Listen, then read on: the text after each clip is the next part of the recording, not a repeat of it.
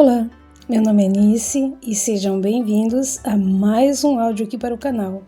E hoje nós teremos o capítulo 6 do livro Bairro dos Estranhos. Mas, antes de eu começar a leitura, já conto com seu apoio, deixando seu gostei, um comentário, compartilhando os áudios. E se você está chegando agora, está gostando do canal, se inscreva. Gente, não custa nada para você, tá? Isso tudo é de graça e para mim tem muito valor. Então deixe seu apoio no canal, me ajude a fazer o canal crescer, fazendo com que esse conhecimento chegue a mais pessoas, certo? Você vai estar me ajudando muito e desde já eu deixo minha gratidão para cada um de vocês, certo? Então, antes de eu começar a narração do novo capítulo, já vou deixar um breve resumo do capítulo anterior. No capítulo anterior, Atílio, Sebastião e Lucinha pedem comida nas redondezas para poderem se alimentar até chegar o dia de sua partida para a cidade de Sebastião. Mas Atílio acha estranho, porque por 2 vezes as pessoas não o vê Sebastião ao seu lado, e apenas ele e a filha conseguem vê-lo. Pedem comida por 2 dias, e então chega o dia de ir à rodoviária. Em sua última noite na cidade, Atílio e Lucinha voltam sozinhos para pernoitar na casa abandonada. Porém, a menina fica com febre e começa a delirar muito. Desesperado, Atílio não sabe o que fazer e começa a pedir em oração ajuda. De repente, Sebastião chega e põe a mão na menina e começa a orar. Dentro de pouco tempo, a febre passa e a menina melhora. Atílio pergunta emocionado quem era ele, e ele não responde. Só diz a Atílio que ele não irá pegar o ônibus com os dois para ir à cidade onde se localiza o bairro dos Estranhos. Atílio novamente pergunta quem é ele, porém, ele se despede carinhosamente de Atílio, diz tudo o que ele precisa saber para poder chegar até o bairro e com quem ele falar quando lá chegar. Se despede carinhosamente e vai embora. Atílio o segue tentando perguntar mais uma vez quem ele era, mas ao chegar até a rua, percebe que Sebastião sumiu. Atílio fica muito pensativo em relação a Sebastião e sabe que terá que ir para o bairro dos Estranhos sozinho. No ônibus, ele cede o assento da filha para um estranho, que está indo para a mesma cidade, e este lhe fala um pouco sobre o bairro. Cansado, Atílio dorme, confiante de que o bairro realmente existe e que lá ele poderá ser feliz e dar à filha, assim que começar a trabalhar, um vestidinho novo. Agora que você recordou do capítulo anterior, vamos para o capítulo 6 do livro Bairro dos Estranhos. O barracão. Como está indo Clotilde? Pergunta Afonso a Dona Conceição, companheira de casa da infortunada andarilha. Está mais calma agora, seu Afonso. Foi muito boa a ideia de lhe pedir para ajudar-me na costura de roupinhas. Sim, o trabalho alivia a mente e acalma. O que me dá muita pena é vê-la olhando-se no espelho e apalpando-se. Que será que aconteceu com ela, seu Afonso? Ainda não sei, apesar de ter algumas conjecturas a respeito. Sabe, seu Afonso, ontem à noite surpreendi-a abraçada com uma boneca de pano, dessas que eu faço para as crianças. Abraçava-a como se fosse um bebê e lágrimas corriam de seus olhos. Bastante estranho. Pobre mulher. Nesse instante, a porta se abre e Clotilde sai da casa. Boa tarde, seu Afonso. Boa tarde, como tem passado? Clotilde dá apenas um suspiro. Está gostando daqui? Oh, estou gostando muito. Todos são muito bons para mim, e o trabalho tem me distraído um pouco. Fica alguns segundos em silêncio. Seu Afonso, sim? Quando poderei começar a aprender alguma coisa a respeito da religião de vocês? Você quer realmente? Sinto muita necessidade de acreditar em algo que me console e que talvez me dê alguma resposta para meu problema. Pois então, amanhã mesmo, começaremos a conversar a respeito. Certo. Seu Afonso já está para se despedir das duas quando Clotilde o chama. Gostaria muito que o senhor me satisfizesse uma curiosidade. O que é, Clotilde? Gostaria de entrar no barracão. No barracão? Sinto muita curiosidade por ele. E o que você espera encontrar lá dentro? Clotilde fica pensativa. Nesses poucos dias que ali está, sente certo medo daquela construção de janelas altas que não dá para alcançar do lado de fora. Sempre que passa por ele, fica tentando imaginar o que pode haver lá dentro, onde 2 noites viu da janela de sua casa várias pessoas ali entrarem e a porta ser fechada. Confia nos moradores daquele bairro, pois percebe a bondade em todos os seus atos, mas não consegue deixar de ter medo daquela construção e do que ela talvez encerre. Imagina altas paredes pintadas de vermelho, imagens de santos ou demônios, crânios, velas pretas, homens vestidos de negro com capuzes. Chega mesmo a imaginar um grande círculo cabalístico pintado no chão e um altar no fundo, com uma enorme cabeça de bode esculpida ou modelada em massa de papelão, com os olhos vermelhos. Será que imolariam animais ou aves? Não sei, seu Afonso. Apenas tenho muita vontade de entrar lá. Afonso concorda e leva Clotilde até o barracão. Aqui é o lugar onde nos reunimos e que você poderá vir algum dia para tomar parte de um de nossos trabalhos, se assim o desejar, é lógico. Clotilde não consegue esconder um certo nervosismo e um arrepio lhe percorre a espinha. Não, pensa. Não pode ter medo ao lado de pessoas que falam constantemente em Deus, Jesus e amor ao próximo. E acalmando-se, adentra o recinto, assim que Afonso abre a porta do barracão. O prédio pintado de branco desaponta sobremaneira. Lá não existe imagem alguma, nem círculos cabalísticos, nem velas coloridas. Apenas toscos bancos de madeira, como se fosse um auditório, e na outra extremidade, ou seja, ao fundo, uma grande mesa, contendo aproximadamente umas 15 cadeiras, dispostas à sua volta. Nada mais. Só isso? É a frase que escapa dos lábios de Clotilde. Esperava encontrar mais alguma coisa? Bem, não sei. Esperava encontrar talvez algum altar, velas, sei lá. Nosso altar trazemos em nossos corações, e as velas são superiormente substituídas pela luz da verdade e do amor. Que mais esperava encontrar? Não sei. O senhor me desculpe. É que estou achando tudo simples demais. Lembre-se, Clotilde, que Cristo, que foi o maior dentre os homens, nunca exigiu templo algum para falar de Deus e das leis da vida com seus discípulos. Qualquer lugar era ideal para isso. Nós temos esse barracão apenas para podermos reunir todas as pessoas que aqui vêm ao abrigo das intempéries. O senhor tem toda a razão. Apenas estranhei. Não se preocupe, Clotilde. Já estamos acostumados com a surpresa que se estampa nos olhares dos que aqui vêm pela primeira vez. E aquela porta lateral?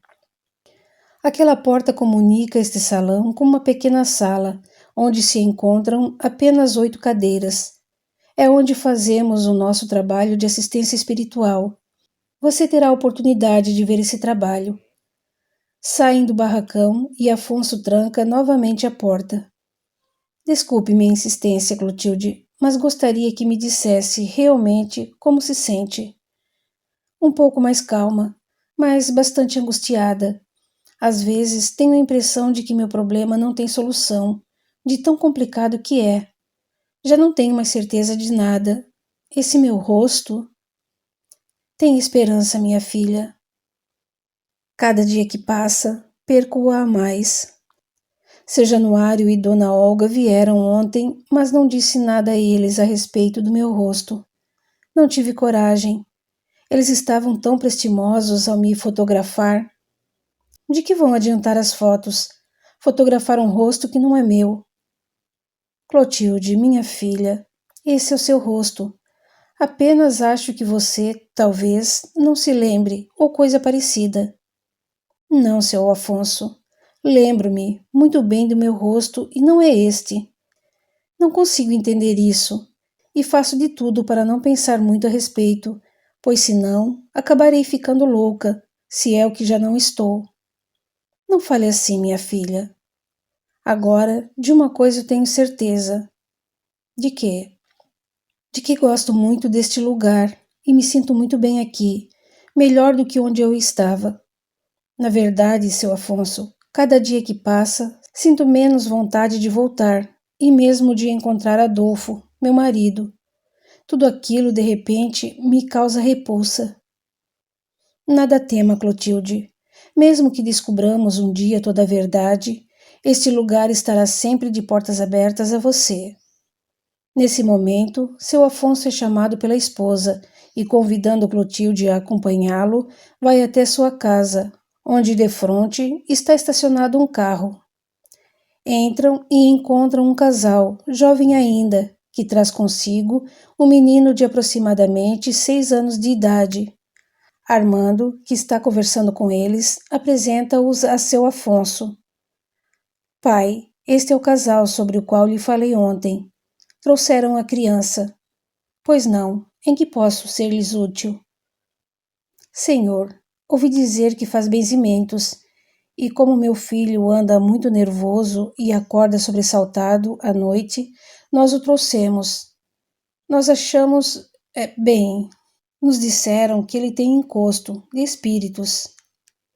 Afonso sorri e, pedindo ao menino para sentar-se em uma cadeira e auxiliado por Armando, faz alguns gestos com as mãos por sobre a criança, enquanto faz sentida prece, pedindo auxílio a Jesus. Meus amigos, dirige-se ao casal após terminar. O menino não tem encosto de espíritos, como vocês imaginam, apesar deles existirem. E o que ele tem? Pergunta ansiosa a mãe. Bem, toda criança possui uma capacidade muito grande de captar vibrações mentais que existem por toda a parte, emanadas das mentes humanas, principalmente, e com mais intensidade, aquelas que ficam impregnadas no próprio lar. Já ouvi falar sobre isso.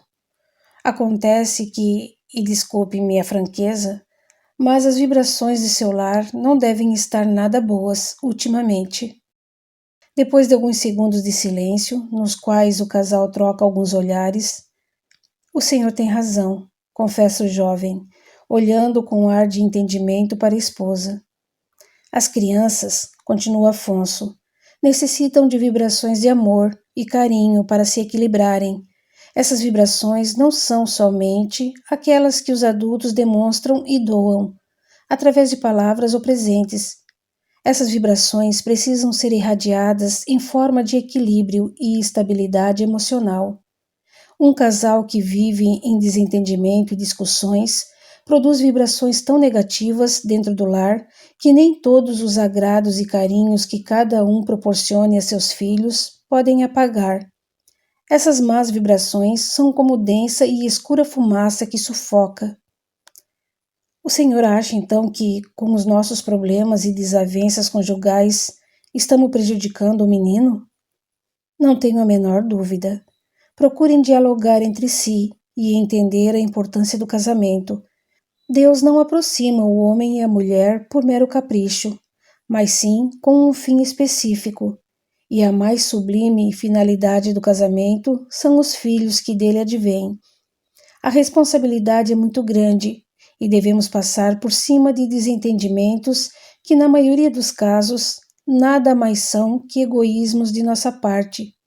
Deus une o homem e a mulher para procriar e educar aqueles que são os frutos do sentimento mais nobre que existe, que é o amor. Vocês acham que ele parece agora estar com algum problema? Os pais olham para o menino, que sorri para eles. A mãe levanta-se e o abraça. Deus lhe pague, agradece o pai. Acredito no que o Senhor diz. Deus lhe pague por suas palavras. Agradece também a mãe. Vão com Deus. Deseja-lhes Afonso, enquanto o casal sai da casa. Estou impressionada com suas explicações, exclama Clotilde. Um dos maiores problemas da atualidade, Clotilde, é o desentendimento entre cônjuges, principalmente quando, como no caso desses dois, casam-se muito jovens ainda, sem nenhuma experiência da vida. Seu Afonso, por que, quando o casal disse que ouvira falar que o senhor benzia, não explicou melhor a eles o que realmente faz? Passe é como vocês chamam, não é? Sim, minha filha. Na verdade, isso é uma mera questão de nomenclatura. Existe, por esse mundo afora, muitas pessoas que têm mediunidade e que aplicam passes sem o saber. Chamam a isso de benzimentos. Esses médiuns chegam a utilizar-se de diversos materiais, quais sejam velas, pedras, colares, cruzes, etc. Todos esses materiais não são necessários para que se doe amor em forma de energia, mas essas pessoas, puras e ingênuas que são assim, e acreditam. Elas se apegam a esses elementos e psicologicamente nada fariam sem eles. Sem esses materiais, não teriam a fé necessária. Talvez esse casal já tenha tido alguma experiência com os chamados benzimentos. E se eu dissesse que não uso tal nomenclatura, pode ser que não levassem a sério minhas palavras. Veja então que o nome que se dá a um trabalho para o bem não interessa, e sim o que ele encerra. Vocês são muito bons. Clotilde, você gostaria de participar hoje à noite de um trabalho de assistência espiritual que realizamos semanalmente? Tenho certeza de que, participando desses trabalhos, você terá chances de se encontrar novamente. O senhor acredita que meu caso seja de ordem espiritual? Acredito, Clotilde. Tenho quase que certeza. Gostaria muitíssimo de participar, seu Afonso. Então, estamos combinados. Aguardo-a hoje à noite, lá pelas 7 horas, no barracão. Clotilde espanta-se com o grande número de automóveis estacionados ao lado do barracão. Entra em seu interior e percebe que está literalmente tomado, não só pelos moradores do bairro, como também por outras pessoas que presume serem da cidade. Afonso convida-a a sentar-se em um dos bancos e dirige-se lentamente até a frente do auditório, postando-se defronte à grande mesa. Fica alguns instantes em silêncio, com a cabeça baixa e olhos fechados. Alguém toca o ombro de Clotilde e senta-se ao seu lado. É Teresa, filha de Afonso. Boa noite, Clotilde. Boa noite, Teresa. Tudo bem? Teresa limita-se a sorrir e lhe endereça uma piscadela com o olho direito, como a lhe indicar que tudo está em ordem e que a hora é de silêncio. Nesse momento, Afonso ergue o olhar até os presentes e começa a falar. Boa noite, meus irmãos. Que Deus nos abençoe a todos em mais este nosso humilde trabalho de assistência. Vou ser bastante rápido nessa minha preleção, pois que, pelo número de pessoas aqui presentes, antevejo bastante trabalho. Percebo também muitas que aqui estão pela primeira vez. Afonso fica em silêncio durante alguns segundos e recomeça. Meus irmãos, o que aqui fazemos nestas noites, como a maioria já sabe, nada mais é do que uma transmissão de energia que denominamos passe. Essas energias, essas vibrações, que alguns médiuns dotados de vidência visualizam como verdadeira chuva de luzes, são emanações que espíritos superiores, bondosos e pacienciosos, nos transmitem por intermédio daqueles que ministram o passe. É preciso dizer também que esses médiuns nada têm de especial, apenas servem de instrumentos nas mãos caridosas dessas entidades elevadas. É evidente que possuem grande vontade de servir e muita fé. Faz uma pequena pausa, perscrutando o ambiente e continua. E essa energia visa reequilibrar as correntes vitais de nosso organismo, já que grande parte de nossas aflições e sofrimentos são originadas pelo desequilíbrio dessas correntes.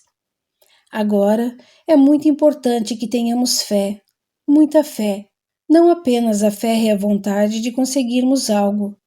A fé verdadeira é a certeza de que é pedindo que se recebe e de que, se aquilo que recebemos não nos parece, à primeira vista, aquilo que pedimos, é porque o que nos é dado é o melhor para a nossa elevação, pois que Deus somente quer o melhor para nós. O alto nada faz para nos prejudicar, pois, como sabemos, o Senhor muito nos ama e seu amor é infinito. Não devemos nunca nos revoltar contra as vicissitudes da vida. Devemos, é claro, lutar para vencê-las e melhorar nossa vida. Não queremos aqui pregar a possibilidade nos momentos ruins de nossa existência. Temos sim que lutar contra elas e tentar melhorar nossas condições. Mas é muito importante ter fé e confiar em Deus. Por isso, meus irmãos, não pense que sairemos daqui completamente curados de nossos males. Sairemos sim, depois dessa verdadeira chuva de bênçãos, mais dispostos e com mais coragem para enfrentar e vencer nossos problemas que são e foram, em sua grande maioria, causados por nós mesmos, no presente ou no pretérito. E para isso, precisamos seguir os ensinamentos de Cristo e viver uma vida com retidão moral, amor ao próximo e com total confiança no Senhor. E para exemplificar, vamos imaginar uma pequena história fictícia, é claro. Fica alguns segundos em silêncio, como que a pensar sobre o que vai dizer e recomeça. Certa feita, um doente procurou seu médico por causa de fortes dores abdominais. O facultativo, depois de efetuar variados exames e conversar longamente com o paciente, diagnosticou o mal que o afligia, revelando-lhe que suas dores eram provocadas por uma alimentação danosa, constituída de alimentos demasiadamente gordurosos e fortes.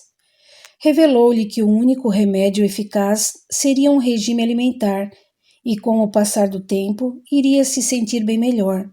Receitou-lhe também algumas injeções analgésicas para lhe aliviar de imediato as dores e lhe dar ânimo para o regime.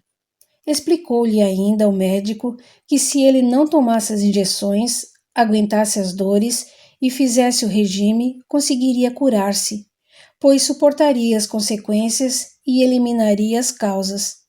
Porém, se o paciente somente tomasse as injeções e não fizesse o regime, com o passar do tempo, esses analgésicos não lhe fariam mais efeito, e então, não tendo eliminado as causas e não tendo mais controle sobre as consequências, voltaria a sofrer, ainda mais com a doença.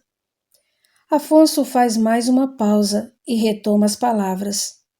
Com essa pequena história, como já disse, fictícia, podemos comparar, logicamente, de uma maneira grosseira, as injeções com os passes que aqui são ministrados.